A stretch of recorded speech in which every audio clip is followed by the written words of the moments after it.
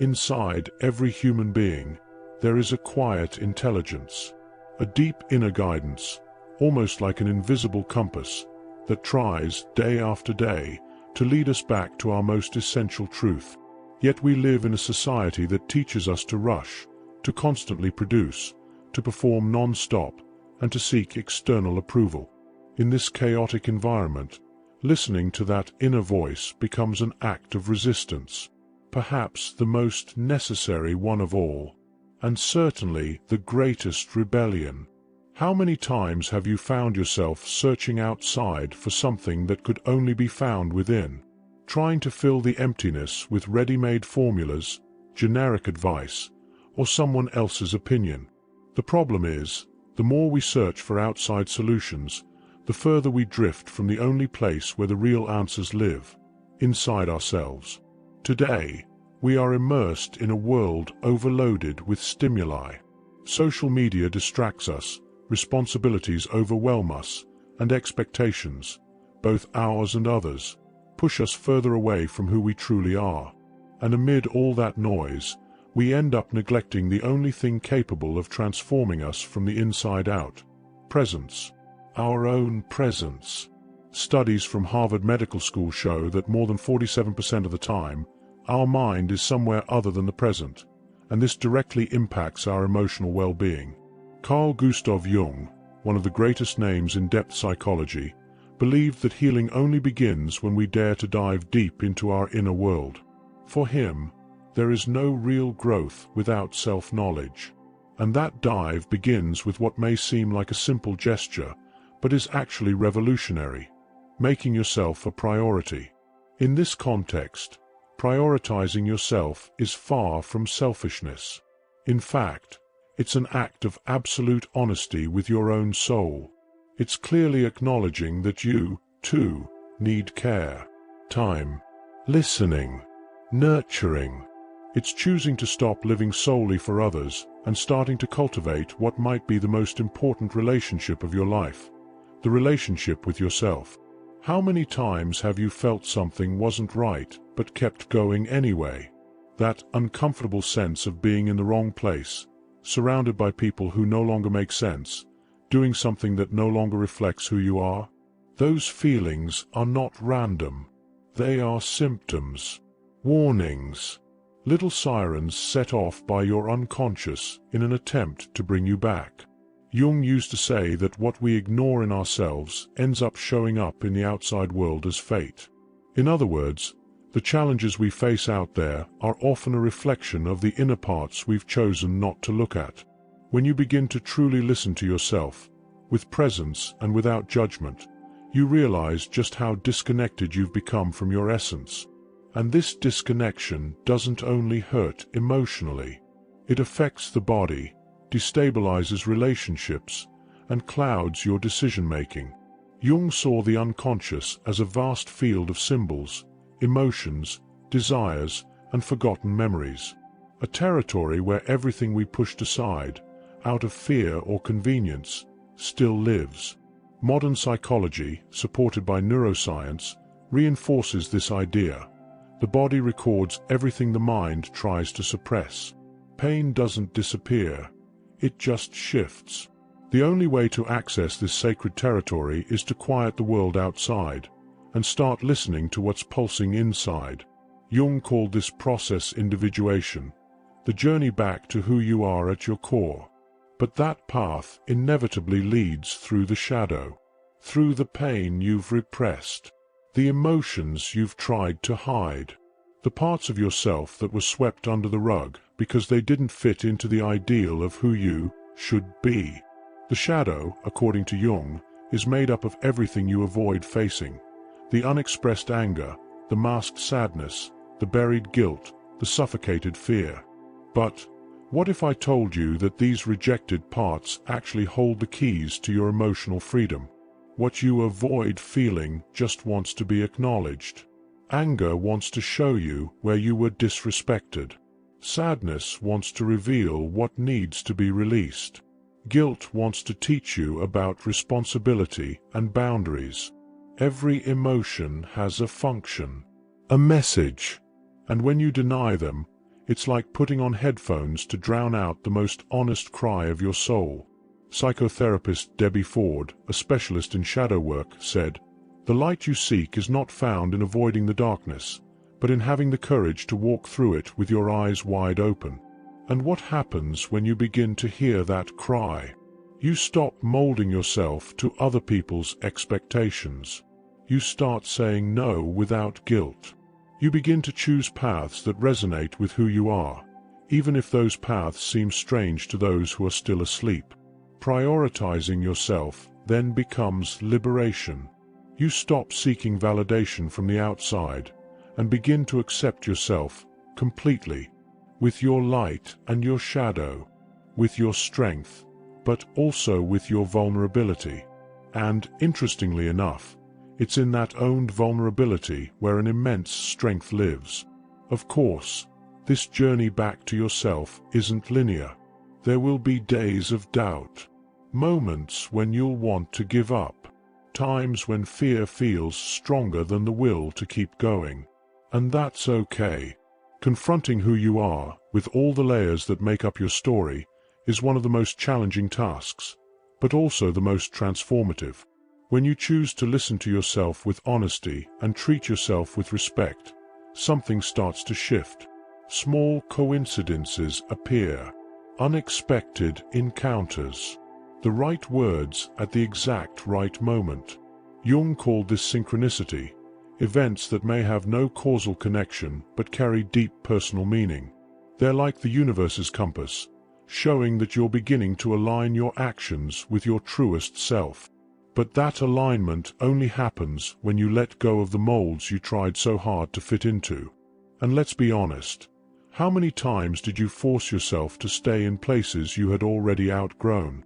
In relationships that had run their course? In jobs that drained you from the inside? In versions of yourself built just to please, to not upset, to be accepted? Author Brené Brown says, "True belonging doesn't require you to change who you are. It requires you to be who you are." And that begins when you stop sacrificing parts of yourself just to fit into spaces that reject you. More often than not, the fear of rejection paralyzes us. The fear of disappointing, of being misunderstood, of being alone. But living constantly to avoid rejection is the same as silently rejecting yourself every single day. It's the cruelest kind of prison, living a life that isn't yours. And when you begin to break free from those patterns, everything starts to shift. Some people drift away, new ones arrive. Opportunities appear from unexpected places. Experiences flow more lightly.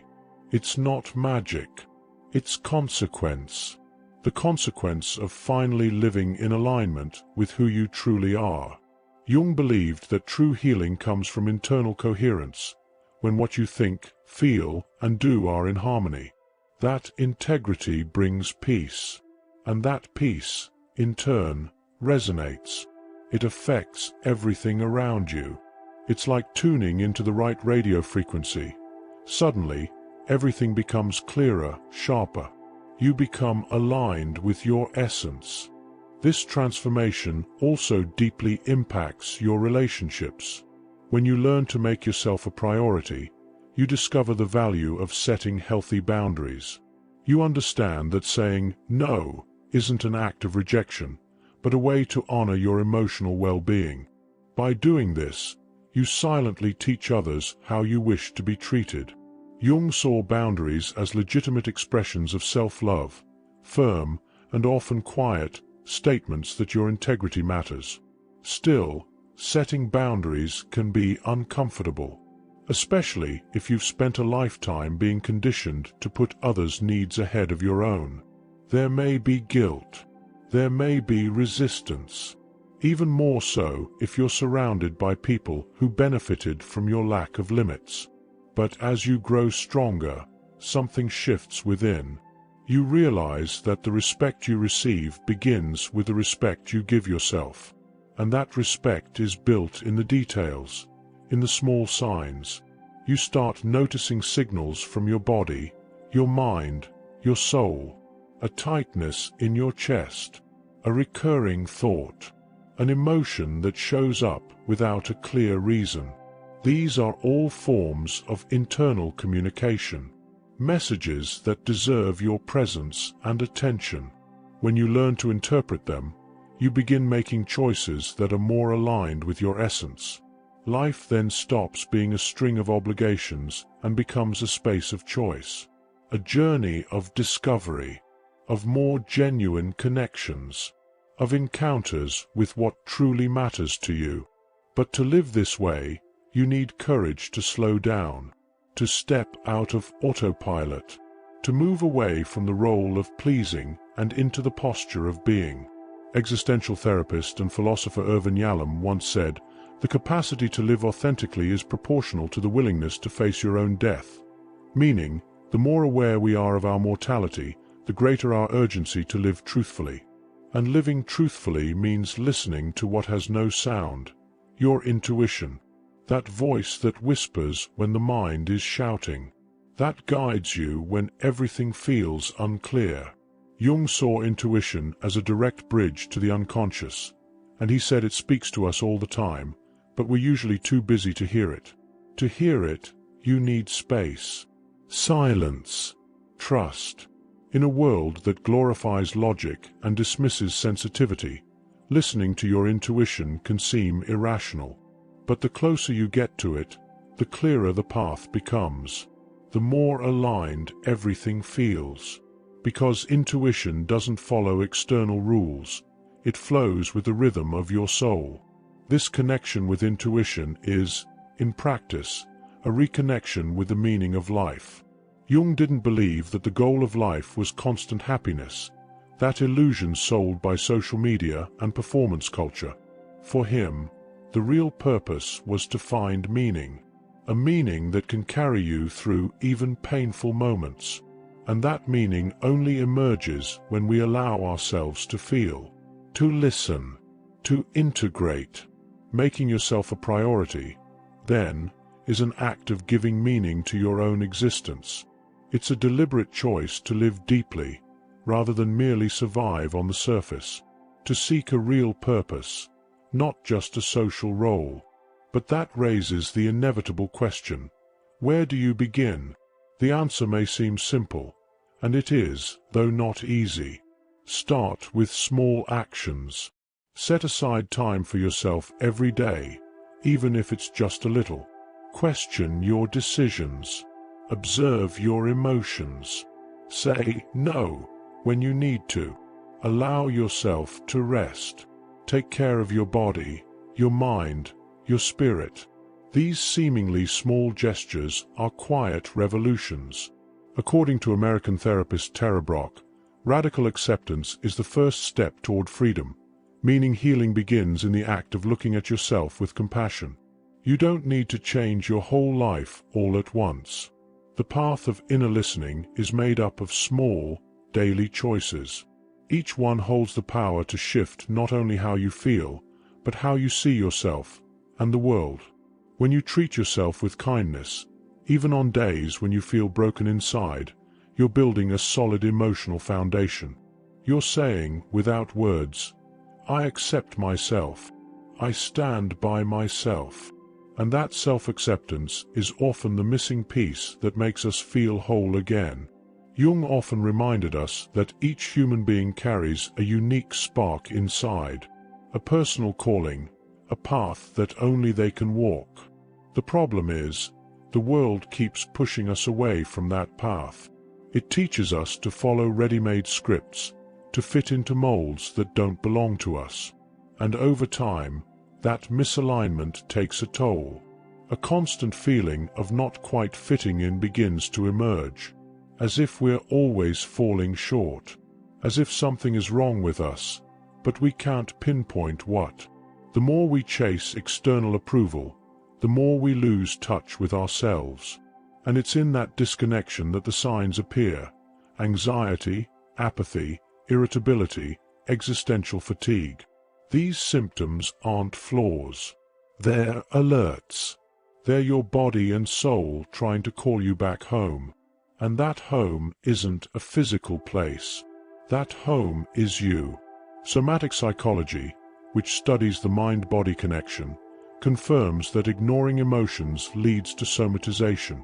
Chronic pain, insomnia, fatigue, and even autoimmune disorders can arise from abandoning yourself. The return to your center doesn't happen in a grand, cinematic moment. It happens in the small things. In the moment you choose to feel rather than run. When you allow yourself to pause, even when the world is yelling for you to keep going. When you decide to accept instead of judge. It's in that space of acceptance where transformation begins. Because we can only change what we're willing to look at. Embracing your emotions, your mistakes, your contradictions, that's what frees you from the prison of perfection. Jung said we are paradoxical beings.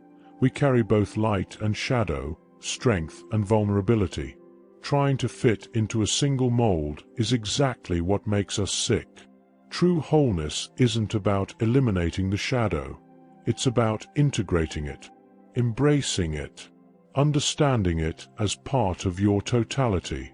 And that's the point where many people hesitate, because facing the shadow is uncomfortable. But discomfort is the beginning of change.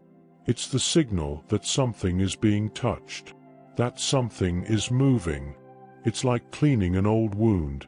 It hurts, but it's the only way to heal.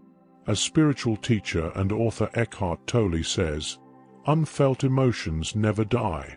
They're buried alive and will surface later in uglier ways. Jung firmly stated, what you resist persists. What you accept transforms. Acceptance, therefore, is not a passive gesture. It's the first step in inner alchemy. It's the moment you stop waging war against yourself and finally begin to rebuild with authenticity. Integrating the shadow is one of the pillars of Jungian psychology. It means courageously looking within and acknowledging everything you've tried to hide. The jealousy that shames you, the anger you suppress, the fear you ignore, the shame you've swept under the rug. None of these parts are mistakes to be corrected. They're wounds to be embraced. And when you create space to look at them without judgment, you'll find there's raw power within. An energy that can be transformed into creative strength, into compassion, into truth. That reconstruction doesn't happen overnight. It requires time, patience, commitment, and above all, presence. Being present with yourself is one of the hardest and most healing practices there is. It means not abandoning yourself when the pain gets heavy, not distracting yourself when your soul asks for silence. We live in a culture that numbs. When something hurts, we overeat, overwork, drown in screens, all to avoid feeling. But feeling is the only bridge to healing.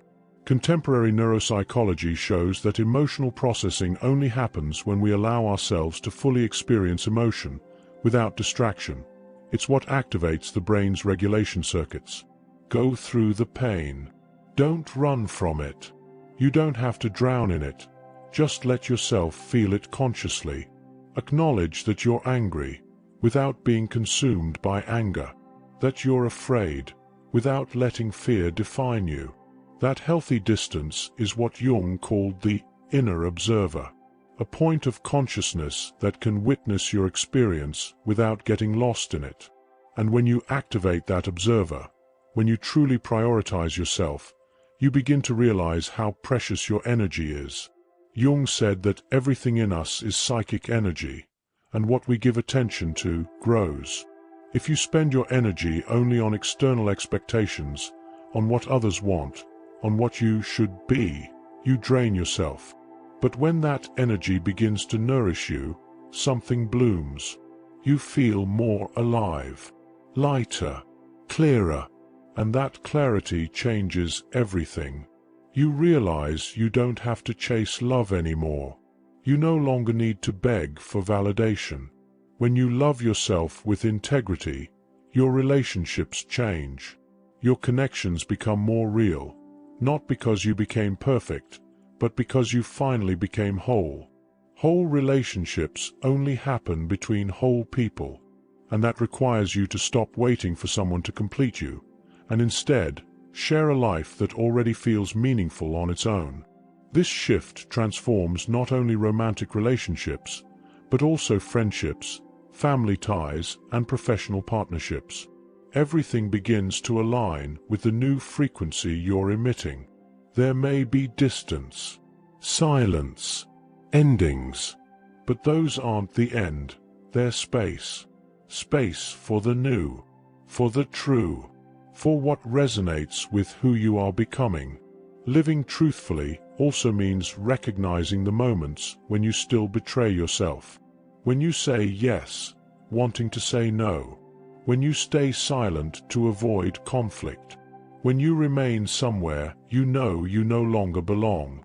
These moments create invisible cracks in your energy, and over time, they become chasms. The only way to close those cracks is to return to yourself with radical honesty, and ask the question that terrifies and liberates: what do I really want right now? That question may seem small, but it's a key. It silences the noise around you and reconnects you with your center. But to hear the answer, you need availability, silence, presence. Not the silence of imposed isolation, but of deep listening. That intimate moment where you sit with yourself and, finally, listen. In that silence, the soul speaks, and what it says can change everything. That change doesn't demand you destroy everything around you. Most of the time, it's just a reorganization, a realignment, a new intention, a more coherent way of living the same everyday life. And it's natural that resistance shows up in this process. The part of you that was trained to please, to surrender, to stay quiet, will try to sabotage. But that part also needs love. Ask it, what are you afraid of? Often, it's fear of abandonment, of failure, of loneliness. And it's okay to feel afraid. The difference now is that fear no longer needs to be in control. You can hold it, and keep moving, even trembling. Jung said that courage isn't the absence of fear, but the conscious choice to face it. And it's precisely in that moment, when you choose to move forward with your heart pounding, that your true strength rises. That strength doesn't come from performance. It comes from essence. From what you uphold when no one is watching. From who you are when you're alone with yourself. In that reunion with your truth, your sense of worth transforms. You understand that your value isn't in what you do, what you achieve, or how much you please, but in the simple fact that you exist. You are already enough, already whole, already sacred. Transpersonal psychology calls this the state of radical presence, when a human being recognizes themselves as whole, not because they became complete, but because they finally met themselves. And that recognition brings ease. You stop judging yourself so harshly. Stop pushing so hard. Stop comparing so much. You begin to trust your own timing, to respect your story, to treat yourself with more compassion. And that changes everything. Jung said that real change starts within. When you change, the world around you changes too. Not because it changed, but because your perception has. Every step toward yourself renews your energy. You feel more at peace. And that peace isn't the absence of conflict. It's the presence of awareness. A state in which, no matter what happens, you know, I will be here for me. That is self-care. That is self-love. That is what it means to prioritize yourself. And little by little, that quiet choice becomes the foundation for a more authentic, more meaningful, more free life. When you choose to prioritize yourself, you're choosing to live in truth. There's no more room for masks, for edited versions of yourself, for imposed silence. There's only space for your truth, whole, human, imperfect, and profoundly worthy of being lived. Carl Jung reminded us, the process of individuation, this journey back to who we truly are, is one of the most courageous adventures of existence. A path where we stop being what the world shaped and begin to become who we were born to be. With every decision to listen to yourself, to respect yourself, to nourish yourself, you build a new home within. A home where you don't have to pretend, where you get to be, and where, finally, healing blooms. As Rollo May once said, courage is not the absence of fear, but the ability to move forward in spite of it. And maybe the greatest courage of your life is this, to live your truth. If these words touched you, I invite you to take the next step on this journey of self-discovery. Subscribe to the channel and turn on notifications to keep walking this path of spiritual awakening with us. Share in the comments your experiences with your inner compass and how it has been a teacher in your own awakening. Let's grow together, not just in mind, but in heart. And if you want to go deeper in this process, watch our video, Unleashing the Power of Your Dark Side. It will help you better understand how reality manifests. Peace and light.